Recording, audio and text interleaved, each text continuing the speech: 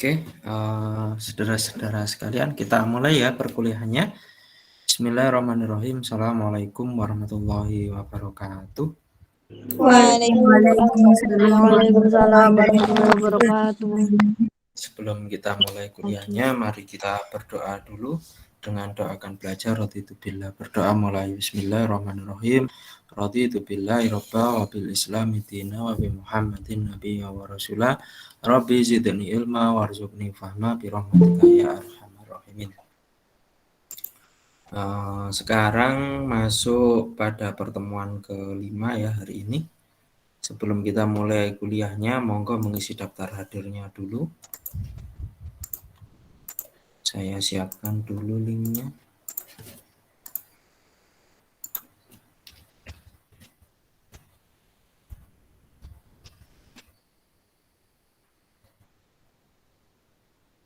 Silakan diisi, monggo 2 menit untuk ngisi daftar hadirnya.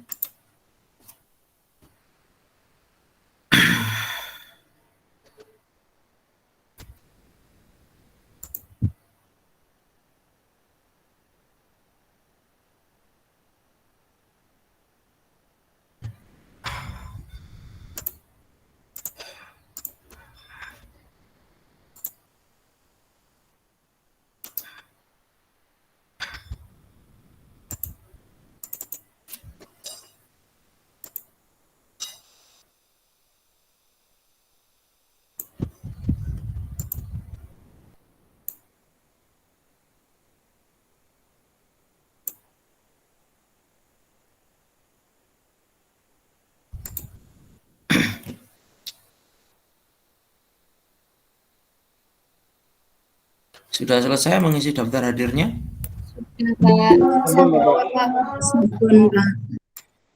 Jadi, pada pertemuan kemarin ada tugas ya, membuat resume tentang layanan pribadi. Sudah diupload. Ini ada yang saya salah upload ini. Mbak Dita Wahyu Anggra ini. Mana orangnya Mbak Dita?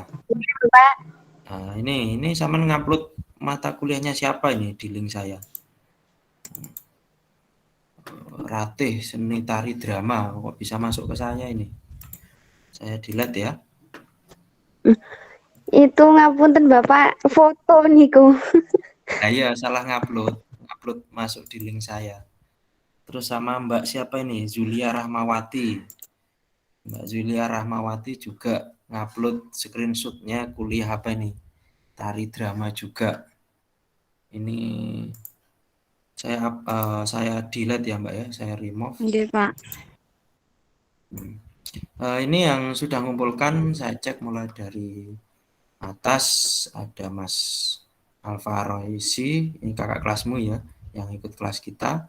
Ada Mbak Nurma, Salsabella, Zulia, Hasna, Nabila, Lutfia, Sinta, Sekar, Rizka Aulia, Dita Wahyu, Ali Fikri, Aulia Safina, Iing Melani, Firna Yuwalitasya, Kusnul Ramadaning, Siti Rohimatin, Dianur ngirim 2 kali. Saya hapus 1 ya Mbak ya. Mbak Dianur.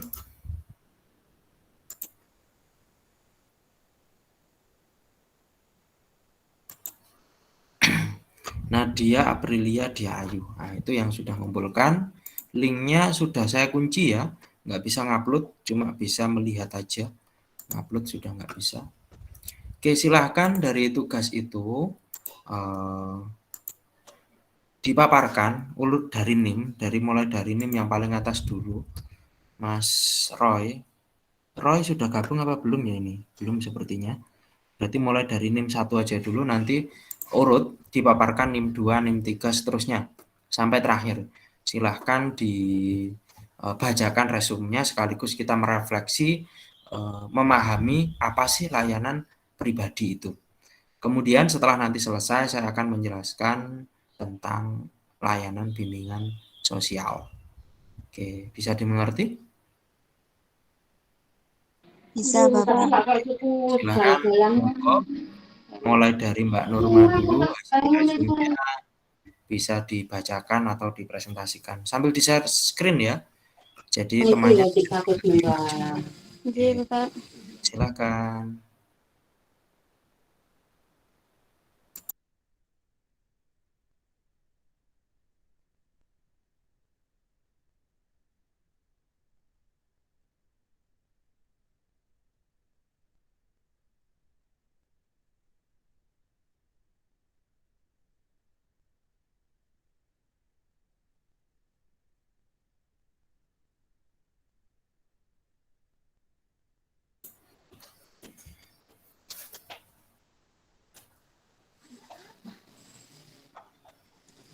Bimbingan pribadi. Pengertian bimbingan pribadi. Bimbingan pribadi bisa dimaknai sebagai suatu bantuan dari pembimbing kepada terbimbing individu agar dapat mencapai tujuan dan tugas perkembangan pribadi dalam mewujudkan pribadi yang mampu bersosialisasi dan menyesuaikan diri dengan lingkungan secara baik. Menurut Winkel dan Sri Hastuti 2006 118 sampai 119, bimbingan pribadi berarti bimbingan dalam memahami keadaan batinnya sendiri dan mengatasi berbagai pengundulan dalam batinnya sendiri, dalam mengatur diri sendiri di bidang kerohanian, perawatan jasmani, pengisian waktu luang, dan sebagainya. Aspek-aspek bimbingan pribadi. Pengembangan pribadi siswa melalui pelayanan bimbingan dan konseling di sekolah bisa diwujudkan melalui layanan bimbingan pribadi. Bimbingan pribadi adalah jenis bimbingan yang membantu para siswa dalam menghadapi dan memecahkan masalah-masalah pribadi. Menurut Surya dan Winkel 1991, aspek-aspek persoalan individu yang membutuhkan layanan bimbingan pribadi adalah: 1. Kemampuan individu memahami dirinya sendiri. 2. Kemampuan individu mengambil keputusan sendiri. 3. Kemampuan individu memecahkan masalah yang menyangkut keadaan batinnya sendiri. Misalnya, persoalan-persoalan yang menyangkut hubungannya dengan Tuhan. C. Tujuan bimbingan pribadi. Layanan bimbingan pribadi bertujuan untuk membantu siswa dalam menemukan dan mengembangkan pribadi yang beriman dan bertakwa terhadap Tuhan Yang Maha Esa, mantap, teguh, mandiri, serta sehat jasmani. Ansip 1997. Hal ini sesuai dengan pendapat Prayitno 1997-65 bahwa tujuan layanan bimbingan pribadi adalah membantu siswa menemukan dan mengembangkan pribadi yang beriman dan bertakwa kepada Tuhan Yang Maha Esa, mantap dan mandiri, serta sehat jasmani dan rohani. D. Bentuk-bentuk layanan bimbingan pribadi. Ada beberapa macam bentuk layanan bimbingan pribadi, yaitu layanan informasi-informasi tentang tahap-tahap perkembangan dapat mencakup perkembangan A. Fisik, B. Motorik, C. Bicara, D. Emosi, E. Sosial, F. Penyesuaian sosial, G. Permainan, H. Kreativitas, I. Moral, C. Perkembangan pribadi. Materi bimbingan pribadi. Dalam pelaksanaannya, layanan bimbingan pribadi di sekolah disesuaikan dengan materi layanan bimbingan dan konseling. Aminuddin Najib 1997 merinci ruang lingkup layanan bimbingan pribadi menjadi pokok-pokok berikut. 1. Pemantapan sikap, kebiasaan, dan wawasan dalam beriman dan bertakwa kepada Tuhan Yang Maha Esa. 2. Memantapkan pemahaman tentang kekuatan diri dan pengembangannya. 3. Pemantapan pemahaman tentang bakat dan minat pribadi serta penyaluran dan pengembangannya. Prayitno DKK 1997 menjelaskan materi layanan bimbingan pribadi dibagi menjadi beberapa materi sebagai berikut. 1. Materi layanan bimbingan pribadi dalam layanan orientasi. 2. Materi bimbingan pribadi dalam layanan informasi. 3. Materi bimbingan pribadi dalam layanan penempatan. 4. materi bimbingan pribadi dalam layanan pembelajaran. 5. Materi bimbingan pribadi dalam layanan konseling perorangan. 6. Materi bimbingan pribadi dalam layanan bimbingan kelompok. 7. Materi bimbingan pribadi dalam layanan konseling.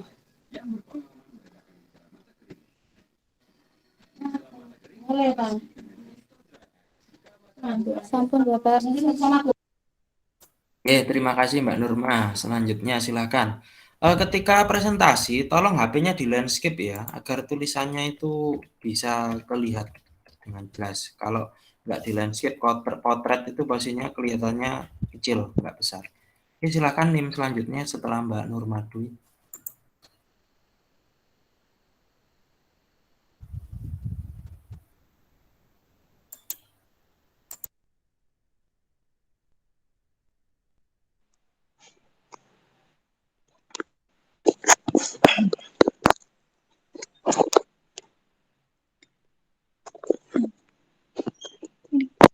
Bimbingan pribadi.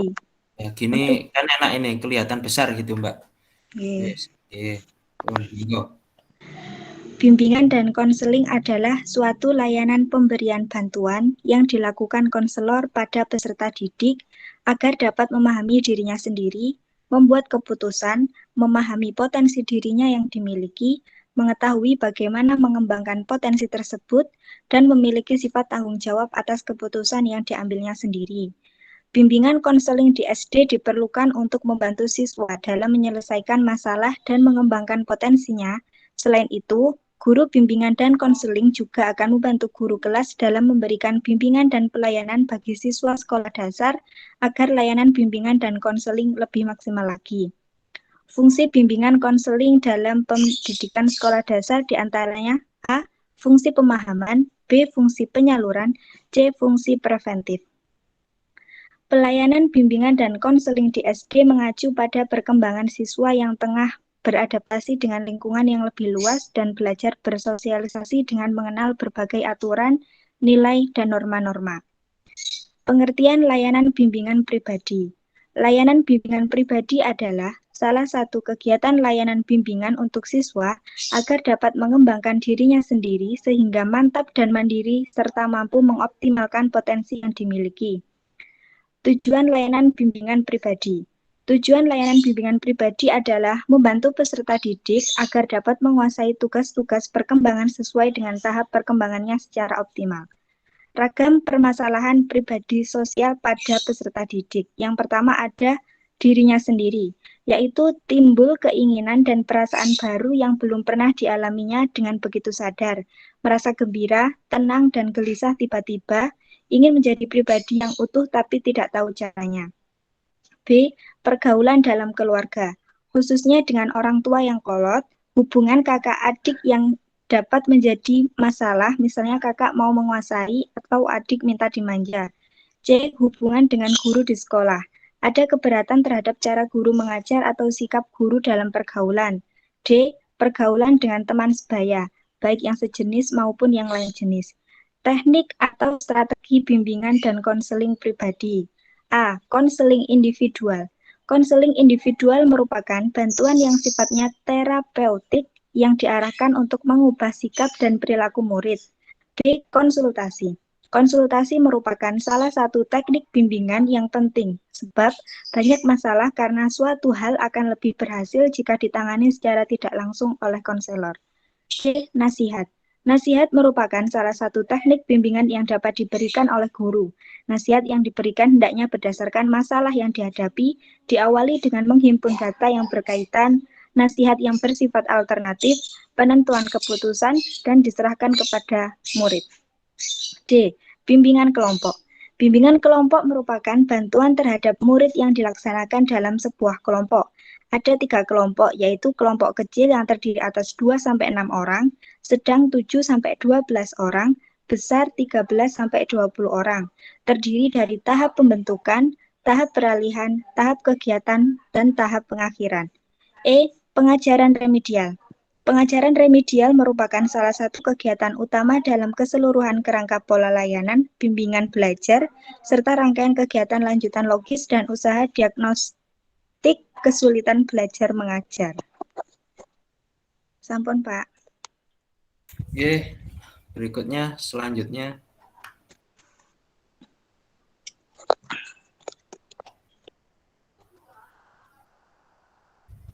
setelah Mbak Salsabella, oke Mbak Zulia ya.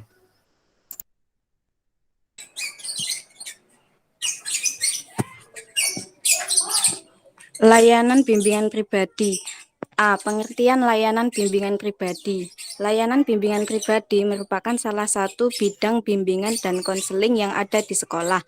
Dalam hal ini terdapat beragam pengertian bimbingan pribadi yang dikemukakan oleh para ahli, yakni menurut Abu Ahmadi adalah bimbingan pribadi yang diberikan kepada individu agar mampu menghadapi dan memecahkan permasalahan pribadi secara mandiri. Hal itu sejalan dengan pengertian yang dikemukakan oleh Dewa Ketut Sukadi bahwa bimbingan pribadi merupakan usaha bimbingan dalam menghadapi dan memecahkan masalah pribadi, seperti penyesuaian diri. Prayitna juga mengartikan layanan bimbingan pribadi adalah membantu siswa menemukan dan mengembangkan pribadi yang beriman dan bertakwa kepada Tuhan Yang Maha Esa, mantap dan mandiri serta sehat jasmani dan rohani. Pendapat lain menurut Hibana S. Rahman bahwa layanan bimbingan pribadi adalah layanan bimbingan yang diberikan kepada siswa untuk menemukan dan mengembangkan diri pribadinya sehingga menjadi pribadi yang mantap dan mandiri serta mampu mengoptimalkan potensi yang dimiliki. B. Tujuan layanan bimbingan pribadi. Yang pertama, memiliki kesadaran diri. Kedua, dapat mengembangkan sikap positif.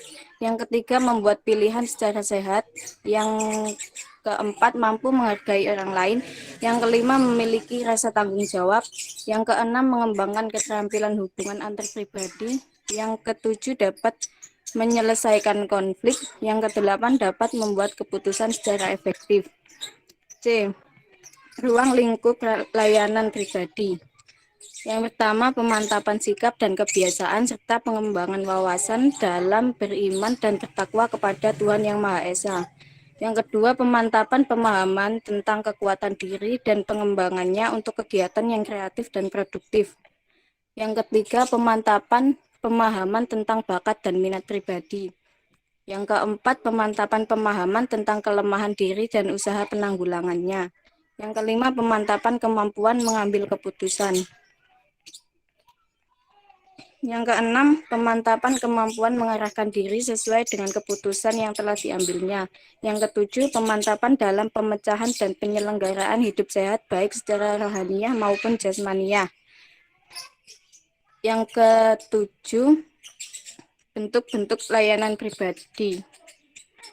Ada 3, yaitu yang pertama layanan informasi, fisik, motorik, bicara, emosi, sosial, penyesuaian sosial, bermain, kreativitas, moral, dan seks.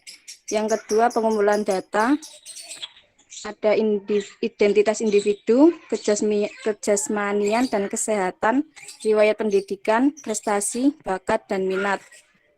Yang ketiga, layanan orientasi. Ada suasana, lembaga, dan objek pengembangan pribadi seperti lembaga pengembangan bakat. Yang kedelapan, pendekatan bimbingan pribadi. Ada pendekatan krisis, upaya bimbingan yang diarahkan kepada individu yang mengalami krisis atau masalah.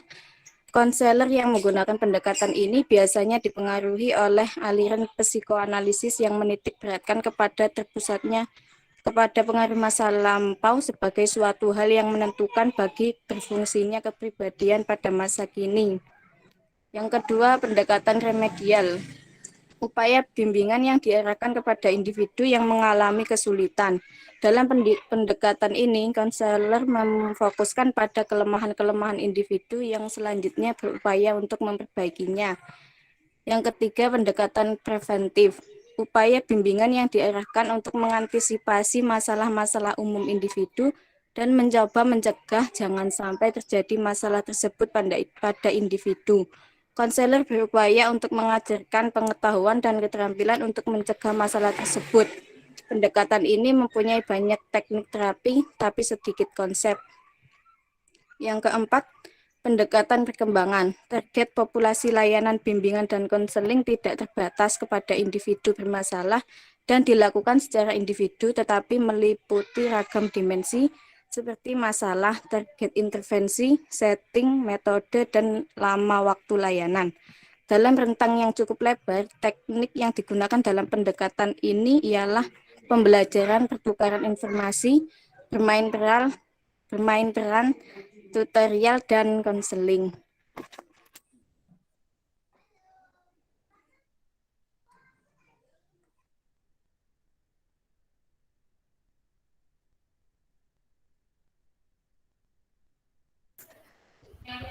Oke, setelah Mbak Zulia, lanjutannya siapa ini? Mbak Asna ya? Asna Latifah. Iya, Pak.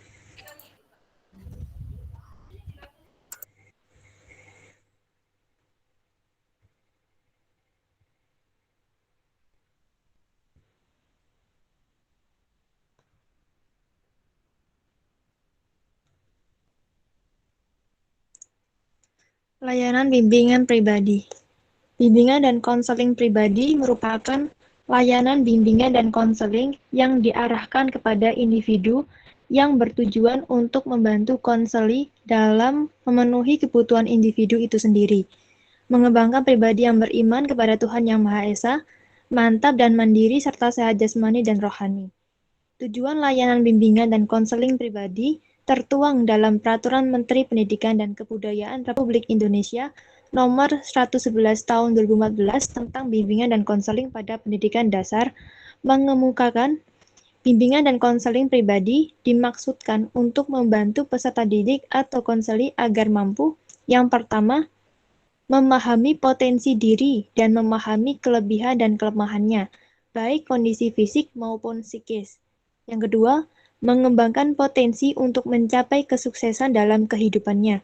Yang ketiga, menerima kelemahan kondisi diri dan mengatasinya secara baik. Yang keempat, mencapai keselarasan perkembangan antara cipta, rasa, dan karsa. Yang kelima, mencapai kematangan atau kedewasaan cipta rasa karsa secara tepat dalam kehidupannya sesuai dengan potensi diri secara optimal berdasarkan nilai-nilai luhur budaya dan agama. Peraturan Menteri Pendidikan dan Kebudayaan Nomor 111 Tahun 2014 tentang bimbingan dan konseling pada pendidikan dasar maupun menengah menyebutkan bahwa untuk memahami kebutuhan dan masalah peserta didik atau konseli dapat diperoleh melalui asesmen kebutuhan dan analisis perkembangan peserta didik atau konseli dengan menggunakan berbagai instrumen, misalnya angket konseli, pedoman wawancara, pedoman observasi, angket sosiometri, daftar hadir peserta didik atau konseli, leger, inventory tugas-tugas perkembangan atau biasa disebut ITP, psikotes, dan alat ungkap masalah atau bisa disebut AUM. Nah, pendekatan bimbingan pribadi terdapat 4 sebagai berikut. Yang pertama, pendekatan krisis. Pendekatan krisis ini upaya bimbingan yang diarahkan kepada individu yang mengalami krisis atau masalah. Dalam pendekatan krisis ini, konselor menunggu klien yang datang. Selanjutnya, mereka memberikan bantuan sesuai dengan masalah yang dirasakan klien. Nah, pendekatan ini menggunakan aliran psikoanalisis. Selanjutnya, terdapat pendekatan remedial. Upaya bimbingan yang diarahkan kepada individu yang mengalami kesulitan. Dalam pendekatan ini, konselor memfokuskan pada kelemahan-kelemahan individu yang selanjutnya berupaya untuk memperbaiki. Pendekatan ini menggunakan aliran behavioristik, lebih menekankan pada perilakunya. Selanjutnya, pendekatan preventif. Pendekatan ini upaya bimbingan yang diarahkan untuk mengantisipasi masalah-masalah umum individu dan mencoba mencegah jangan sampai terjadi masalah tersebut pada individu. Konselor berupaya untuk mengajarkan pengetahuan dan keterampilan untuk mencegah masalah tersebut. Pada pendekatan ini banyak menggunakan teknik terapi, tetapi hanya sedikit konsep. Selanjutnya, yang terakhir ada pendekatan perkembangan. Visi dan konseling adalah edukatif, pengembangan dan outreach. Edukatif karena titik berat kepedulian bimbingan dan konseling terletak pada pencegahan dan pengembangan. Nah, pengembangan karena titik sentral tujuan bimbingan dan konseling adalah perkembangan optimal dan strategi upaya pokoknya ialah memberikan kemudahan perkembangan bagi individu melalui perekayasaan lingkungan perkembangan. Outreach karena target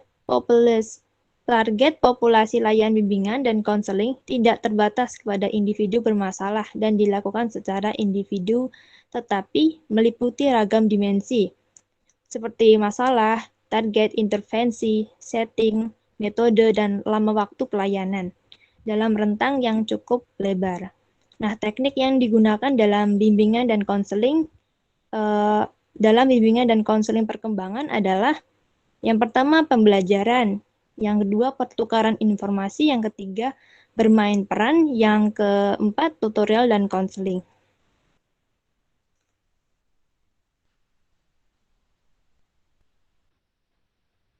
Baik, sekian. Terima kasih. Terima kasih Mbak Asna. Lanjut berikutnya Mbak Nabila Inayatul Haya. Silakan.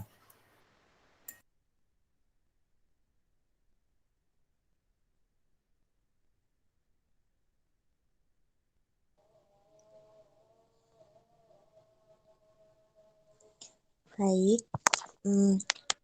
Layanan bimbingan pribadi. Layanan bimbingan pribadi adalah bantuan bagi siswa untuk menemukan dan mengembangkan pribadi yang beriman dan bertakwa kepada Tuhan Yang Maha Esa, mantap dan mandiri, serta sehat jasmani dan rohani.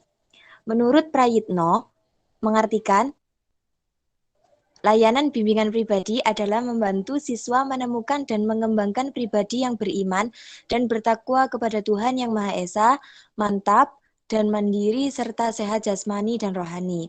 Pendapat lain yang dikemukakan oleh Hibani S. Rahman bahwa layanan bimbingan pribadi itu adalah layanan bimbingan yang diberikan siswa untuk menemukan dan mengembangkan diri pribadinya menjadi pribadi yang mantap dan mandiri serta mampu mengoptimalkan potensi yang dimiliki. Menurut Dewa Ketut Soekardi berpendapat bahwa layanan bimbingan pribadi berarti bimbingan dalam menghadapi keadaan batinnya sendiri dan mengatasi pergumulan-pergumulan dalam hatinya sendiri, dalam mengatur dirinya sendiri di bidang kerohanian, perawatan jasmani, pengisian waktu luang, penyaluran nafsu seksual, dan sebagainya. Menurut Surya, layanan bimbingan pribadi adalah suatu proses pemberian bantuan yang terus-menerus dan sistematis dari pembimbing kepada yang terbimbing, agar tercapai kemandirian dalam pemahaman diri, penerimaan diri, pengarahan diri, dan perwujudan diri dalam mencapai tingkat perkembangan yang optimal dan penyesuaian diri dengan lingkungan.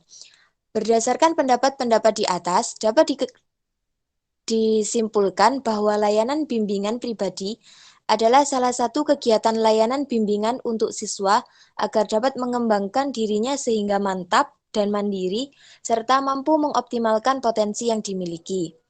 Layanan bimbingan pribadi bertujuan untuk membantu siswa dalam menentukan dan mengembangkan pribadi yang beriman dan bertakwa terhadap Tuhan Yang Maha Esa, mantap, tangguh, mandiri, serta sehat jasmani.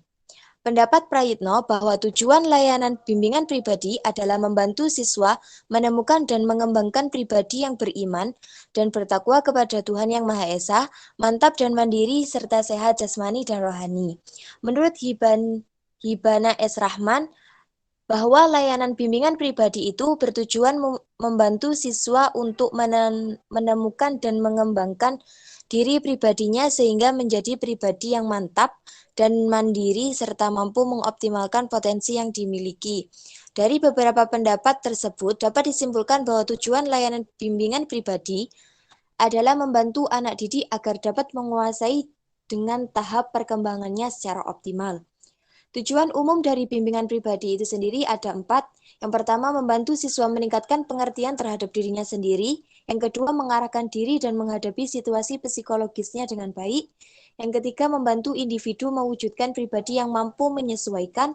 Dan yang terakhir, membantu siswa dalam memecahkan dan mengatasi kesulitan-kesulitan dalam masalahnya. Fungsi bimbingan ada 3. Yang pertama, fungsi pemahaman. Yang kedua, fungsi penyaluran. Dan yang ketiga, fungsi preventif, yaitu menghindarkan diri dari perbuatan bahaya. Bentuk-bentuk layanan pribadi, yang pertama layanan informasi, yang kedua pengumpulan data, dan yang ketiga layanan orientasi. Ruang lingkup bimbingan di sekolah meliputi bidang bimbingan pribadi, bidang bimbingan belajar, dan bidang bimbingan karir. Strategi layanan bimbingan, yang pertama ada strategi layanan dasar bimbingan, yaitu meliputi bimbingan klasikal, berkolaborasi dengan guru mata pelajaran atau wali kelas, bimbingan kelompok, dan berkolaborasi atau kerjasama dengan orang tua. Yang kedua, strategi layanan responsif, yaitu meliputi konsultasi, referral rujukan, alih tangan, konseling individual atau kelompok, dan bimbingan teman sebaya. Yang ketiga, strategi layanan perencanaan individual. Yang terakhir, strategi untuk dukungan sistem.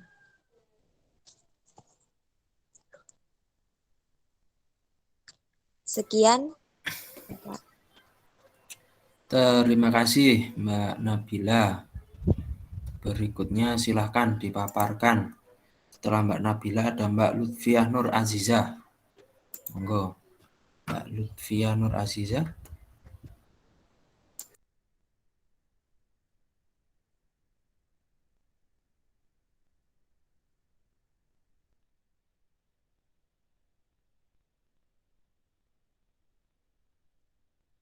Pengertian layanan bimbingan pribadi.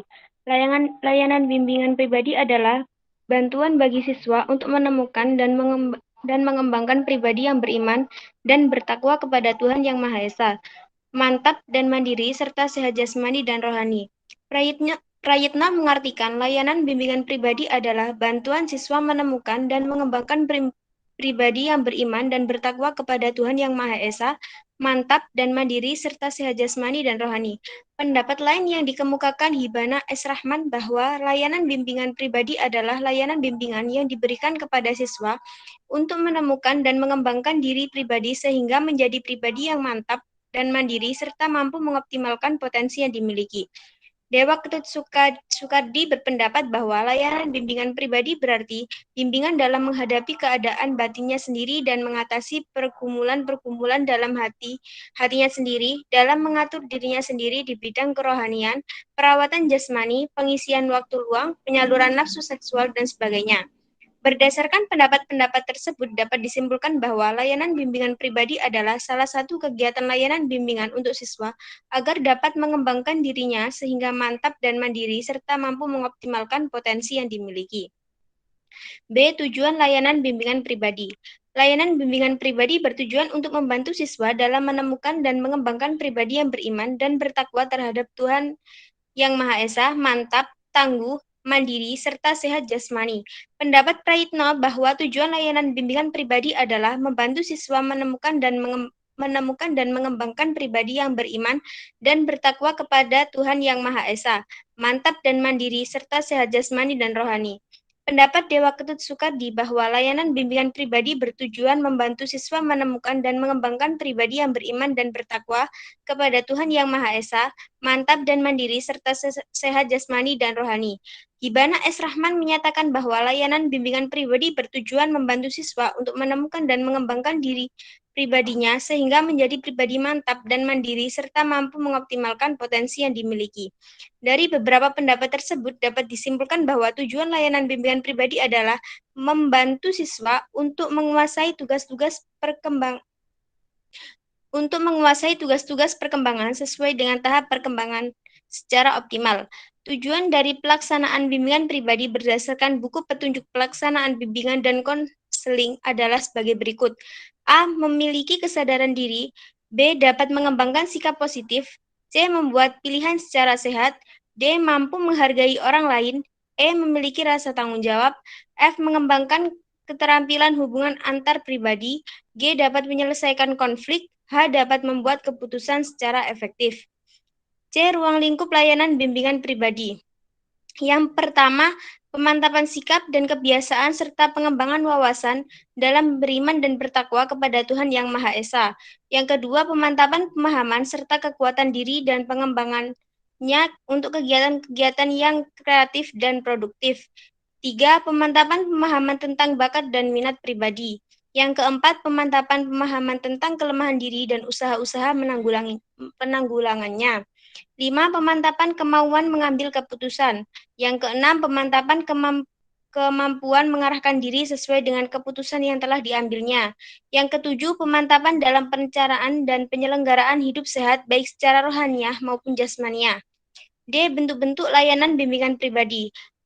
A. Layanan informasi yang mencakup fisik, motorik, bicara, emosi, sosial, penyesuaian sosial, bermain, kreativitas, moral, dan seks. B. Pengumpulan data mencakup identitas individu, kejasmanian dan kesehatan, riwayat pendidikan, prestasi, bakat, dan minat. C. Layanan orientasi, lembaga pengembangan bakat, pusat kebugaran dan latihan pengembangan kemampuan diri, tempat rekreasi, dan lain sebagainya. E. Pendekatan bimbingan pribadi. Yang pertama, pendekatan krisis adalah upaya bimbingan yang diarahkan kepada individu yang mengalami krisis atau masalah. Bimbingan ini bertujuan untuk mengatasi krisis atau masalah-masalah yang dialami individu. Dalam pendekatan ini banyak dipengaruhi aliran psikoanalisis. Aliran psikoanalisis menitik beratkan kepada terpusatnya kepada pengarah masa lampau sebagai suatu hal yang menentukan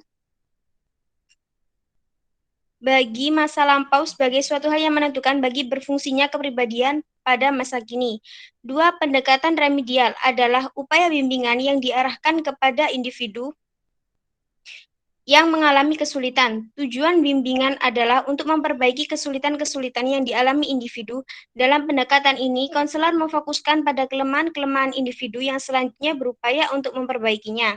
Pendekatan ini dapat dipengaruhi oleh aliran psikologi behavioristik yang menekankan kepada perilaku klien di sini dan saat ini.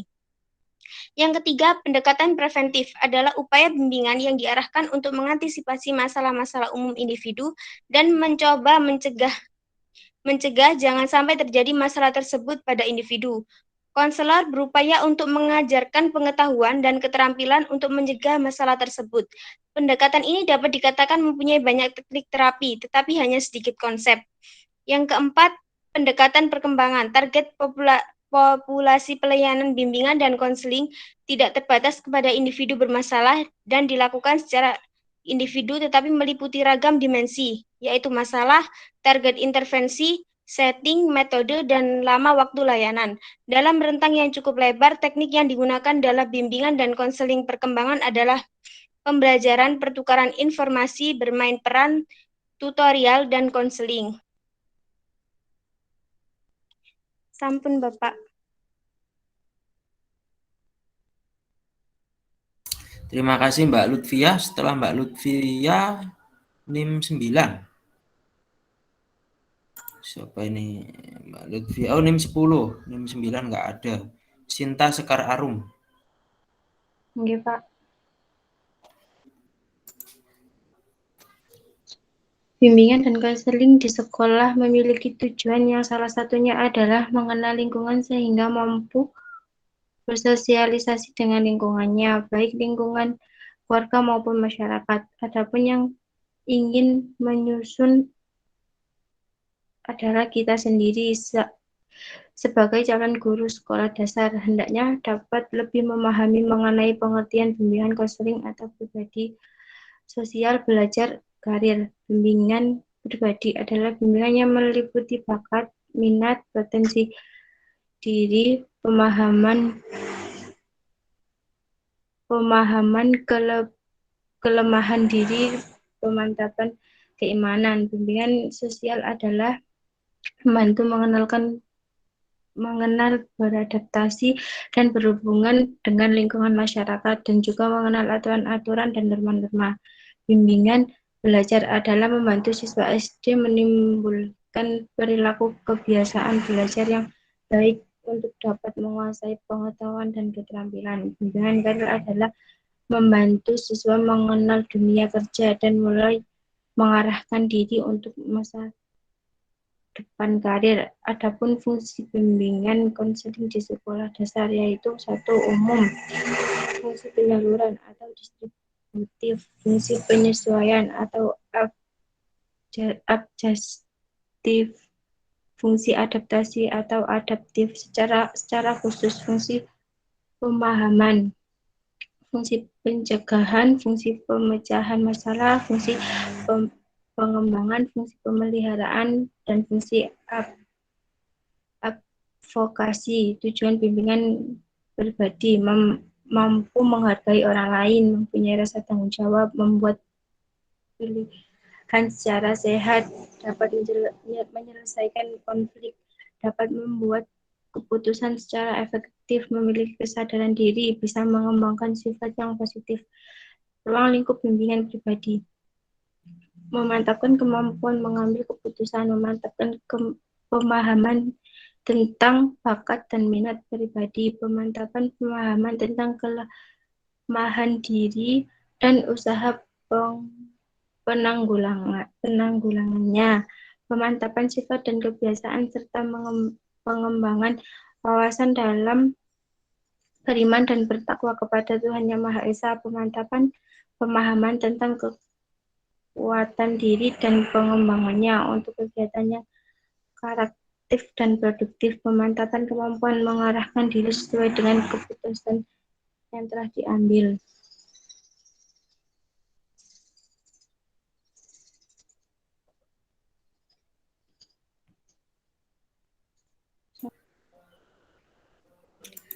Oke, terima kasih Mbak Sinta Sekar Arum. Oke, teman-teman sekalian, saya kira cukup untuk yang presentasinya. Sekarang saya lanjutkan yang saya. Pak, kok ini tadi semuanya disuruh membaca? Ya, saya melakukan metode repetisi, yaitu pengulangan yang dilakukan secara berulang. Biar kamu itu masuk bahwa layanan pribadi, bimbingan pribadi itu tentang ini, objek garapannya ini. Tadi kan sudah diulang-ulang, saya kira sudah jelas. Kalau kurang jelas bisa dibaca kembali. Link tugas bisa dilihat, kalau bisa mau lihat tugas temannya, barangkali tugas yang zaman kerjakan sendiri itu kurang lengkap, bisa lihat teman yang lain. Nah, oke, itu berkaitan dengan layanan bimbingan pribadi ya.